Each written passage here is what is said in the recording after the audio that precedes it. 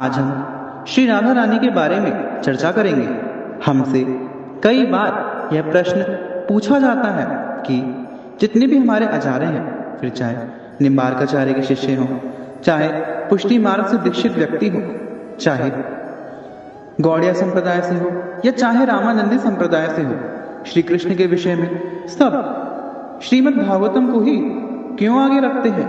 और यदि इसमें श्री राधा रानी का वर्णन नहीं है और ये सब राधा रानी का ही पूजन करते हैं, तो यह श्रीमद् भागवतम को सर्वश्रेष्ठ ग्रंथ किस तौर पे कहते हैं? तो आइए जानते हैं कि क्या सच में श्रीमद् भागवतम में श्री राधा रानी का वर्णन है या नहीं है। स्कंद पुराण के श्रीमद् भागवतम महात्म्य में बताया गया है कि श्री कृष्ण आत्मा राम है, अतएव श्री राधा रानी उनकी ही आत्मा है। वे सबकी आत्माओं में रमण करते हैं, इसलिए उनको आत्मा रमण और राधा रमण के नाम से भी संबोधित करा जाता है। इतना ही नहीं, स्कंद पुराण का श्रीमद् भागवतम महात्म्य में यहाँ तक कहता है कि श्री राधा रानी ही श्री कृष्ण है और इन दोनों का प्रेम का प्रतीक ही श्री कृष्ण की बंसी है। यह तो रही स्कंद पुराण की बात। चलिए अब हम श्रीमद् भागवतम की ही बात करते हैं।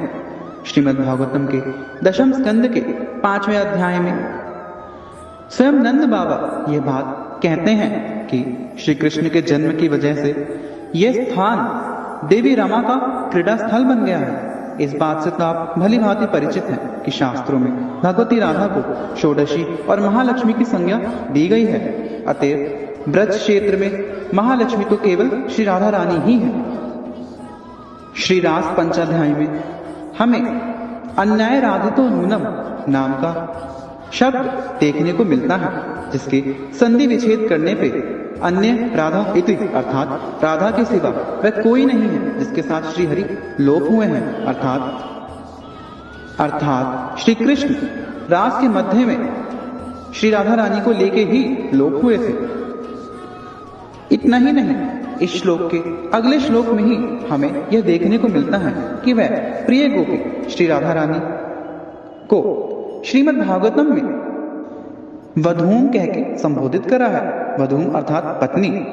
श्री कृष्ण का श्री राधा रानी के साथ विवाह हुआ, यह बात भागवतम भी बताती है। आप सबको तो पता ही है कि भांडेर वन में श्री कृष्ण का विवाह श्री राधा रानी के साथ ब्रह्मदेव ने स्वयं संपन्न करवाया था। और आगे वाले श्लोकों में श्री राधा रानी को प्रियतम, प्रियतमा आदि जैसे शब्दों से संबोधित करा गया है।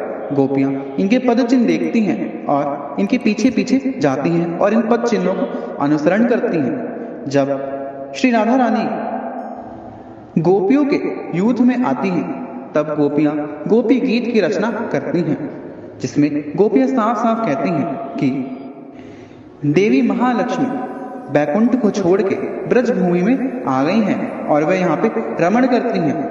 यहाँ पे समस्त गोपियां श्री राधा रानी को ही इंगित तौर पे महालक्ष्मी कह रही हैं। इतना ही नहीं, श्रीमद् भागवतम में जब हमें वह अध्याय देखने को मिलता है कि द्रौपदी से श्री कृष्ण की 16,108 रानियां वार्तालाप करती हैं, तब 16,108 रानियां द्रौपदी जी से कहती हैं कि हम ब्रज में रमण करने वाली महालक्ष्मी की चरण धूलि का पूजन करती हैं।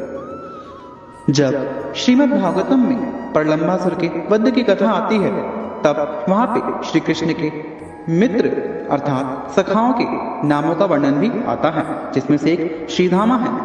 यह बात तो आप भली भांति जानते हैं कि श्री राधा रानी के भाई का नाम श्रीधामा है।